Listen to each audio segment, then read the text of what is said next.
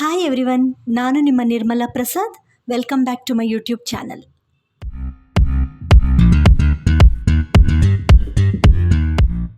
ನೀವೆಲ್ಲ ತುಂಬಾ ಚೆನ್ನಾಗಿದ್ದೀರಾ ಅಂತ ನನ್ನ ಭಾವನೆ. ಗೈಸ್, ಇವತ್ತು ಹೆಸರು ಕಾಳು ಹುಸ್ಲಿ ಹೇಗೆ ಮಾಡೋದು ಅಂತ ತೋರಿಸ್ತಾ ಇದ್ದೀನಿ. ಮೊದಲು ಹೆಸರು ಕಾಳನ್ನು ಉಪ್ಪು ಹಾಕಿ ಹದವಾಗಿ ಬೇಯಿಸಿಟ್ಕೋಬೇಕು. ಆಮೇಲೆ ಸಣ್ಣದಾಗಿ ಈ ಥರ ಈರುಳ್ಳಿ ಕಟ್ ಮಾಡ್ಕೊಳ್ಳಿ. ತುಂಬ ಸಣ್ಣ ಏನು ಬೇಡ, ಈ ಥರ ಮೀಡಿಯಮ್ ಆಗಿ. ಸ್ವಲ್ಪ ಕರಿಬೇವು, ಹಸಿಮೆಣಸಿನ್ಕಾಯಿನ ನಾನು ಈ ಥರ ಉದ್ದುದ್ದ ಕಟ್ ಮಾಡ್ಕೊಂಬಿಡ್ತೀನಿ. ನೀವು ಬೇಕಾದ್ರೆ ಸಣ್ಣದಾಗೂ ಮಾಡ್ಕೋಬೋದು, ನಿಮ್ಮ ಇಷ್ಟ.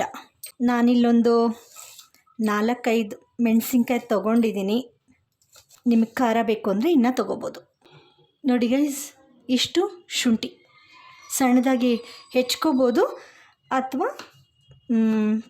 ತುರಿದ್ಬಿಟ್ಟು ಹಾಕ್ಬೋದು, ಇಲ್ಲಾಂದರೆ ಪೇಸ್ಟ್ ಥರ ಮಾಡಿ ಹಾಕ್ಬೋದು.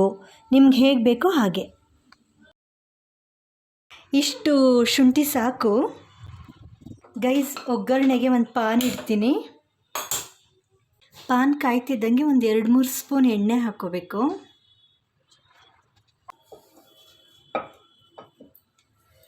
ಎಣ್ಣೆ ಕಾಯ್ತಿದ್ದಂಗೆ ಸಾಸಿವೆ ಹಾಕ್ಕೊಳ್ಳಿ. ಸಾಸಿವೆ ಚಿಟ್ಕುಟ್ಟಿದ್ಮೇಲೆ ಕಡಲೆಬೇಳೆ,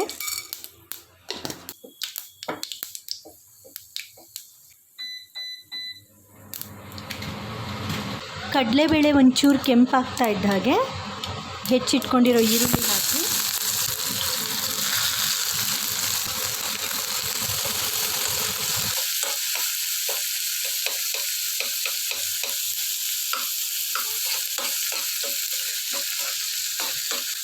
ಕರಿಬೇವು, ಹಸಿಮೆಣಸಿನ್ಕಾಯಿ,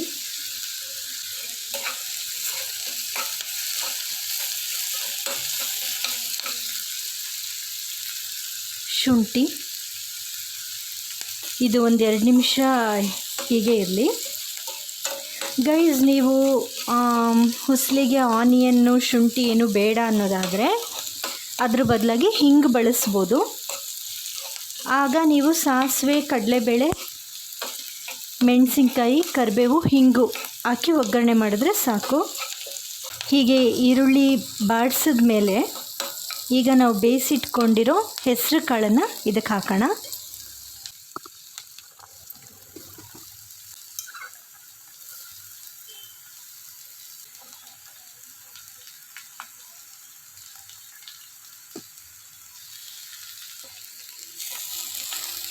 ನಾವು ಹೆಸರು ಕಾಳು ಬೇಯುವಾಗಲೇ ಉಪ್ಪು ಹಾಕಿ ಬೇಯಿಸಿರೋದ್ರಿಂದ ಈಗ ಹಾಕೋ ಅವಶ್ಯಕತೆ ಇಲ್ಲ. ಒಂದು ವೇಳೆ ನಾವು ಹೆಸರು ಕಾಳು ಬೇಯಿಸುವಾಗ ಉಪ್ಪು ಹಾಕಿಲ್ಲ ಅಂದರೆ ಈಗ ಉಪ್ಪು ಹಾಕಿಬಿಟ್ಟು ಈ ಥರ ಮಿಕ್ಸ್ ಮಾಡಿಬಿಡಬೇಕು. ಇಷ್ಟೇ ಗೈಸ್. ಸ್ವಲ್ಪ ಇದಕ್ಕೆ ಕಾಯಿ ತುರಿದು ಹಾಕಿಬಿಡೋಣ. ಗೈಸ್, ಈ ಥರ ಮಿಕ್ಸ್ ಮಾಡಿದ್ಮೇಲೆ 1 ನಿಮಿಷ ಬಿಟ್ಟು ಸ್ಟವ್ ಆಫ್ ಮಾಡಿಬಿಡೋಣ. ಈಗ ಇದಾಯಿತು.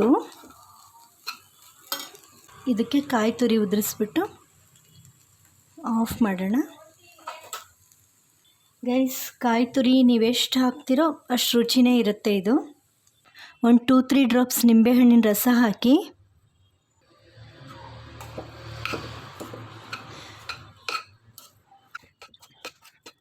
ಈ ಥರ ಕಾಯಿ ತುರಿ, ನಿಂಬೆ ರಸ ಮತ್ತು ಕೊತ್ತಂಬರಿ ಸೊಪ್ಪು ಹಾಕಿ ಈ ಥರ ನೀಟಾಗಿ ಮಿಕ್ಸ್ ಮಾಡಿಬಿಟ್ರೆ ಹೆಸರು ಕಾಳು ಹುಸ್ಲಿ ರೆಡಿ. ಗೈಸ್, ಇಷ್ಟೊತ್ತು ಈ ರೆಸಿಪಿ ವಾಚ್ ಮಾಡಿದ್ದಕ್ಕೆ ನಿಮಗೆಲ್ಲ ತುಂಬ ಥ್ಯಾಂಕ್ಸ್.